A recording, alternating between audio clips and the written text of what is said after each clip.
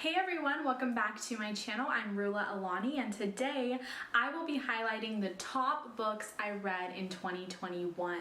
So this past year was full of so many good books that I read. I actually got back into fiction, which I am so happy about. I used to love novels, and then for a while I just thought it wasn't as valuable to read a novel than it was to read like a self-help book or a business book, but I have come to the realization that novels are just as impactful as nonfiction. So I have a great variety of books to share with you guys today, and let's just get right into it. So the first category of books that I'm going to highlight are novels. And the first novel that I read this year that just got me way back into my addiction of reading fiction was The Seven Husbands of Evelyn Hugo by Taylor Jenkins Reid. So this novel was so entertaining, and it was definitely a page turner. It was all about this celebrity type actress named Evelyn,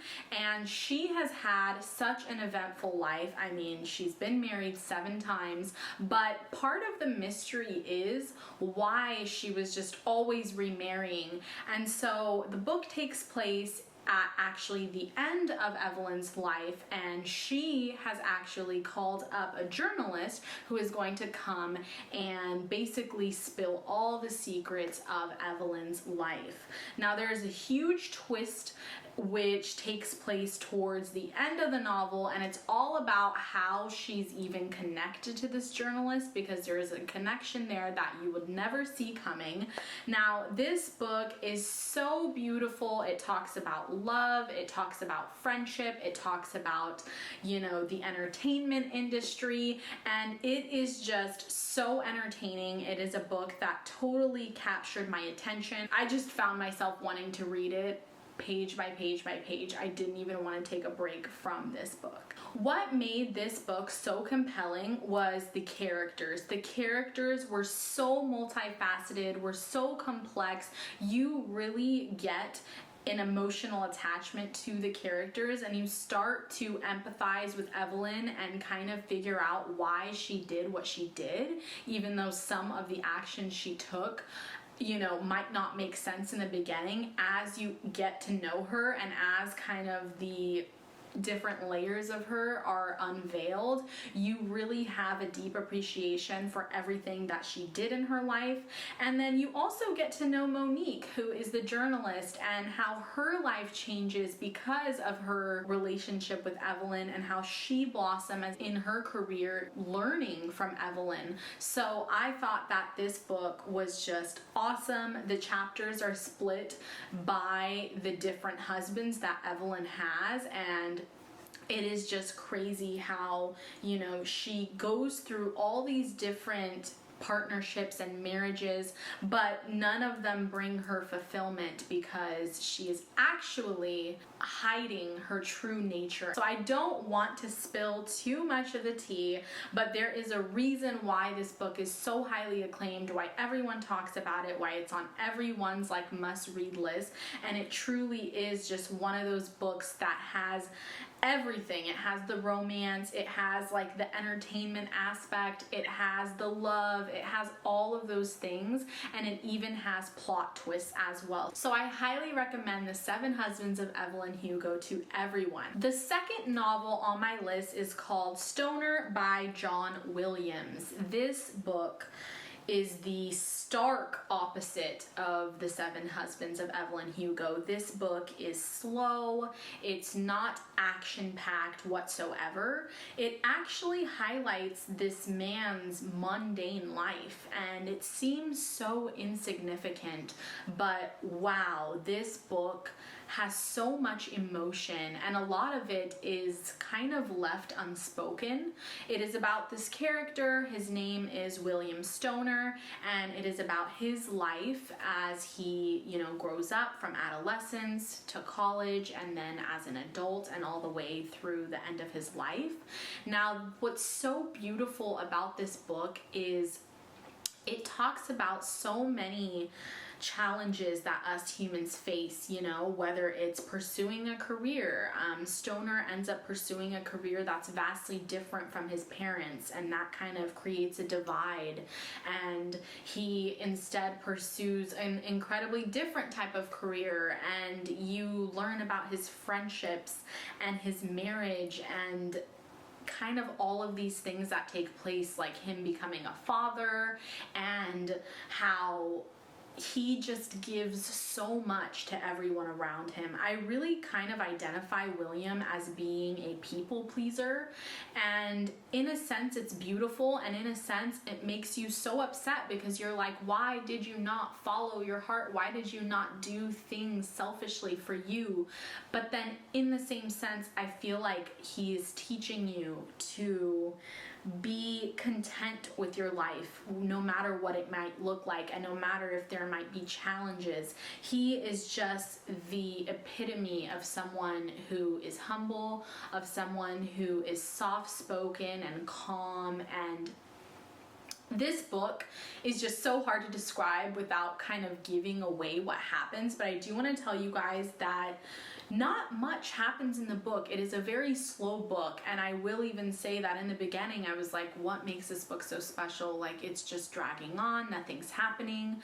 But wow, by the end of the book, I was in tears. I was completely just heartbroken, and it just affected me in such a deep way that I really can't put into words. But it's one of those books that's quiet yet moving, and I just highly recommend it for anyone to read, especially for you book lovers, because William is like a huge book lover, and he is all about academics and learning and teaching. And I feel like if you are a nerd in that sense, then you'll totally relate to him. And yeah, that's really all that I can say for Stoner. It was an amazing novel, and it was definitely completely different from The Seven Husbands of Evelyn Hugo. The next book is The Silent Patient by Alex Michaelides. I don't know if I'm saying that correctly, but this is basically a psychological thriller, and it's all about this woman, Alicia, who has just shot her husband and becomes silent. So she's not speaking to anybody, and it's about this therapist who is trying to work with her and trying to, you know, get her to speak her story, and his name is Theo.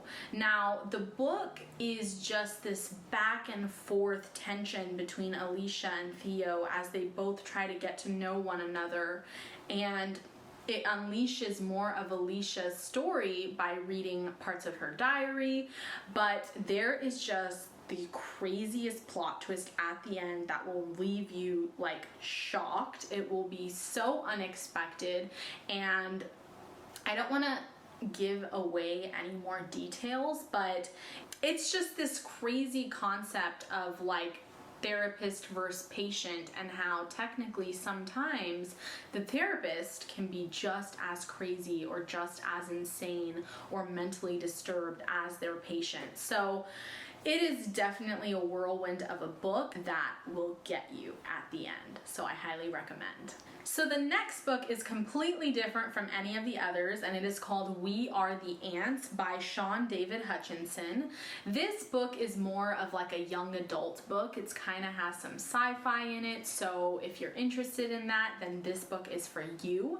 It's all about the main character, whose name is Henry Denton, and he basically is in this stage in his life when he is being bullied. His partner, his boyfriend, has just committed suicide, and he feels completely like unworthy and unlovable because of that, and he is just facing all the challenges that come with navigating high school, especially after just enduring this tragedy, and he is just so lost and so hopeless. Now, in the midst of all this, he is getting abducted by aliens, and I know that sounds so cheesy, but the aliens give him an ultimatum. They tell him, you can push this button or don't. But in one of the scenarios, the entire world will be destroyed. And in the other scenario, you're basically going to save everyone, including yourself. Now, when Henry kind of gets his ultimatum, he's already sort of made his mind up because he's feeling so hopeless.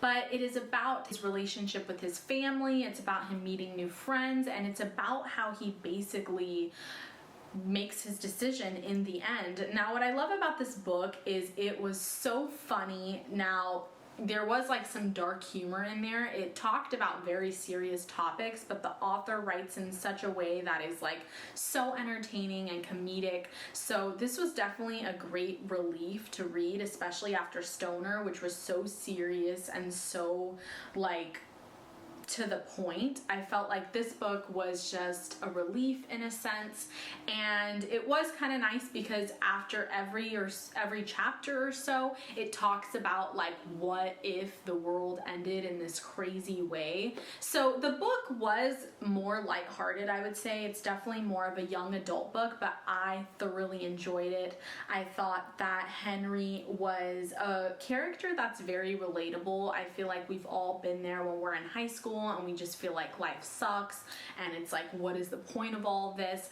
And it's just about him not only realizing how beautiful life is, but it's also kind of a coming of age novel. So highly recommend We Are the Ants. The next book that completely destroyed me and broke my heart on so many levels is called Never Let Me Go by Kazuo Ishiguro. I think I'm totally butchering that, so I apologize in advance. So this book is centered around three main characters, Kathy, Tommy, and Ruth, and it's told from Kathy's perspective. And it's basically about her as an older individual kind of recalling her past and her history at this academy that is called Hailsham. So the crazy thing about this place is, as the reader, you don't really know what this place is. Like, you think it's a school, but they sleep there, so you're like, is it an orphanage? So there's all these questions that kind of leave the reader hanging. And there's a lot of foreshadowing in this book. There's a lot of irony. There's just a lot of literary elements that show that all of these kids are so different and so disturbed, and they lack that like parental love, right? Because their parents, I mean, they don't have any parents or so. I mean, you don't see any parents. All you see are these teachers there. And then as you read the story, it kind of, I mean, not until the end do you really figure out what was going on this entire time. But wow, this book talks about love and friendship and betrayal and identity and consciousness. And there's so many ethical questions and dilemmas in this book. In the end, you figure out what this school is and why these students are different, and it talks about, you know, the pains of growing old, the pains of not being able to change your destiny, and just so many deep topics. Like, wow, this book was just phenomenal in the sense that it was just so sad to hear the perspective of these kids and the pain that they had and how that changed them as they got older, and why they're never really able to pursue anything that they want for themselves. So I highly recommend it if you are looking for something that is deeper, something that is going to be sad, unfortunately, but that has a lot of ethical questions in it. I highly recommend Never Let Me Go. So the next book that I want to recommend is Shoe Dog by Phil Knight. This is actually a memoir from the creator of Nike, and wow, this book was just so well written. Like, oh my gosh, who would have known that a memoir would be so captivating from start to finish? This book talks about Phil Knight and how he had graduated from college and he was just feeling like there was more to life, that he was meant to do something different than just get a job and do what everyone else was doing. So he embarks on this huge travel expedition and he pursues his passion, which is to create running shoes. shoes, and it talks about how this passion developed and how he's been a runner and he's been involved in track and how he always wanted to create a brand that stood for something. And so it talks about his challenges in like finding a supplier in a foreign country and building a team. Like, honestly, I think the most powerful part of the story was the brotherhood between, you know, him and the different leaders in his business. And like, it just showed me how powerful it is to delegate and how powerful it is to believe in yourself and your vision.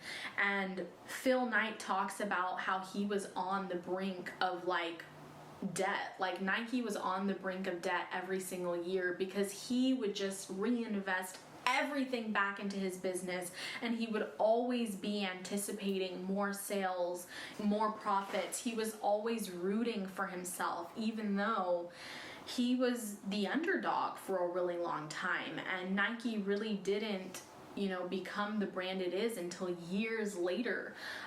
It talks about family, his relationship with his wife, his relationship with his kids, which was like so touching.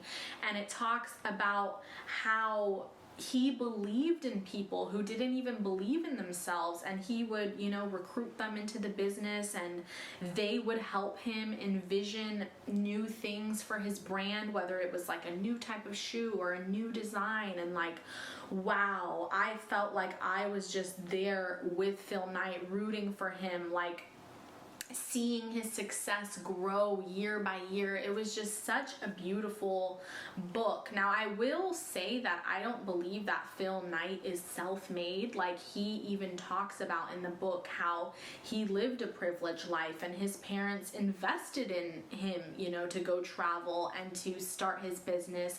And he was very fortunate and lucky to have people who invested in him and partnered with him and all of these things.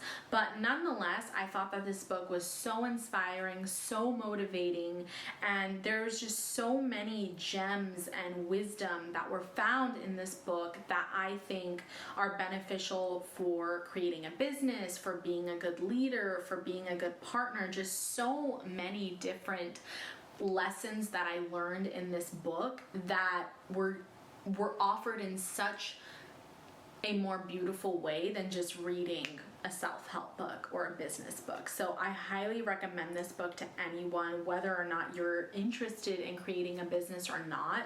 I think Phil Knight's story is one that is definitely worth reading. Okay, the next book is called The Millionaire Fastlane, and it is by MJ DeMarco. This is probably one of the best money business books out there. I'm going out on a whim and saying that. I have read dozens of business books, you know, whether it's about online businesses or starting a brand or marketing, all sorts of things. This book really put into perspective that there are two ways to achieve wealth. There is like the old-fashioned classic way, which is to get a good job, invest in index funds, and retire in 50 years. And then there's this new way, which is to use the resources that we have nowadays, use the technology, use all of these tools, and to create a business that works for you. So this book definitely opened up my eyes to different business models that are very lucrative in today's world. Some of the examples are subscriptions. So like, obviously, look at Netflix, look at HBO, Hulu, and all these different subscriptions that we have nowadays. That is a very lucrative model because you have someone who's paying a monthly fee. He talks about other ones like selling products online, which you can see with Amazon. And he talks about so many different ways that you can achieve a business that can truly scale, right? Because at the end of the day, if you're trading time for money, you are never going to be able to scale at a very high rate, right? We only have 24 hours in a day and we can't work every single hour. So he talks about how you can capitalize on other things, whether it's programs or software or different things you can use that will help your business run without you. So this book was so informative, very well organized. I really love the way that he laid everything out. I thought it was just an amazing book, and it was very informative, even for someone like myself who's read dozens of business books. This is the one that I would recommend without even a doubt. The next book is all about understanding price action. So if you are a day trader, a swing trader, or even maybe a long-term investor, this book can come in handy if you want to create really nice levels on your charts to understand price action, to understand support, resistance, things of that nature. The book is called Charting and Technical Analysis by McAllen. This is like the Bible of charting. It talks about candlestick formations, it talks about volume, it talks about, looking at different trends like channels and things of that nature, flags. It is just very eye-opening, especially if you are someone who likes trading on a smaller time frame. So it can come in handy for investors, but I definitely see this book more for short-term investing, so a swing trader, a day trader, a scalper, someone like that.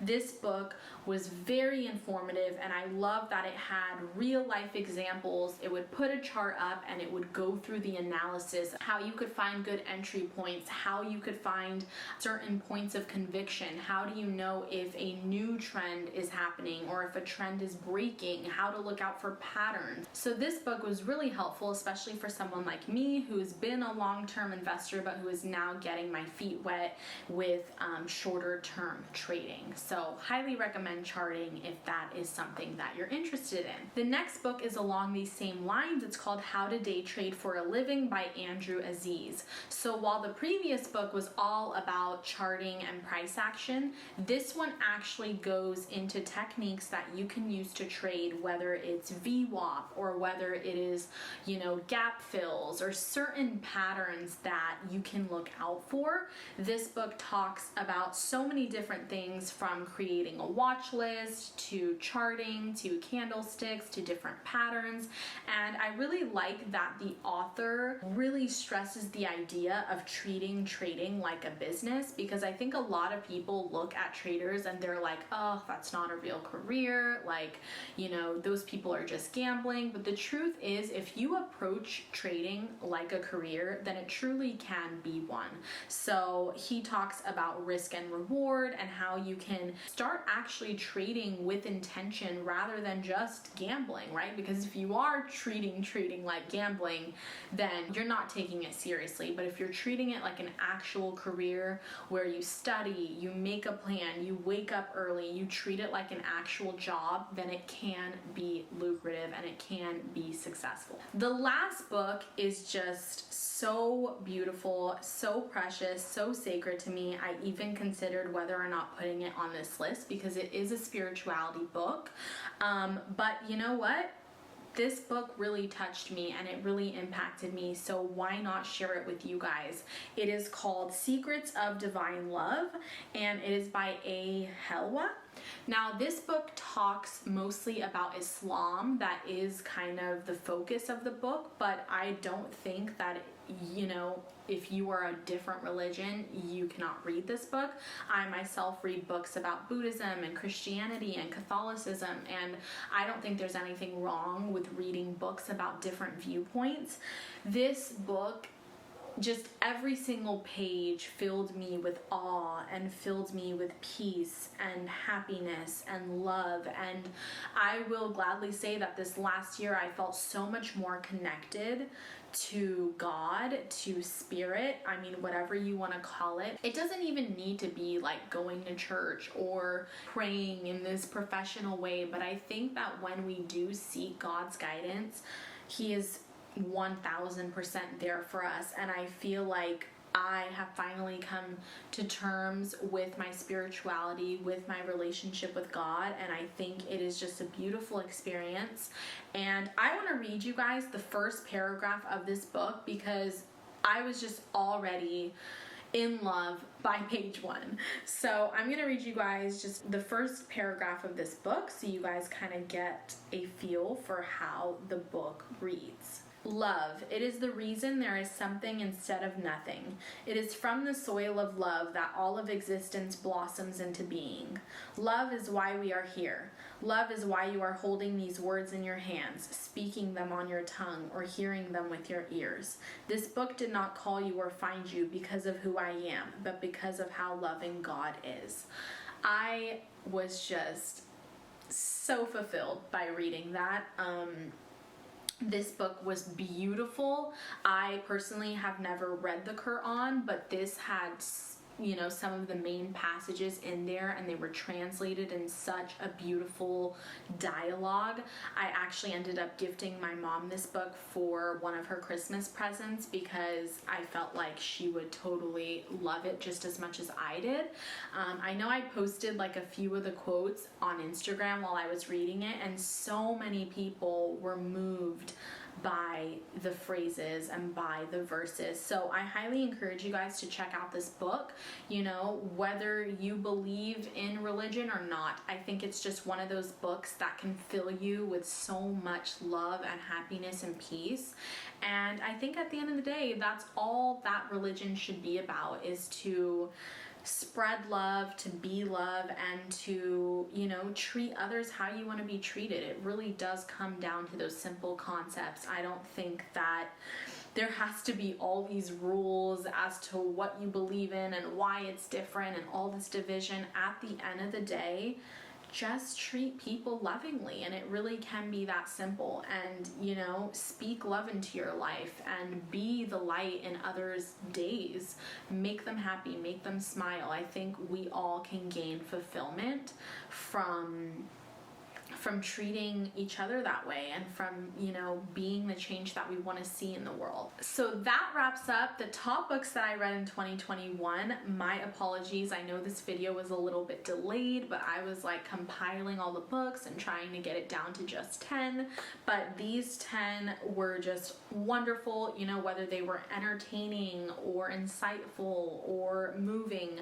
All of them just hit the right spot for me, so I hope that you guys can enjoy them as well. Comment down below what your favorite books of 2021 were. I would love to hear your recommendations. I am currently just finding my love for reading all over again. I mean, I've always been a reader, but I just feel like right now it's one of my favorite things to do, and I am just loving every second of it. So thank you so much for watching, you guys. I'll see you soon. Hope you have a wonderful rest of your night, and I'll see you next time. Bye!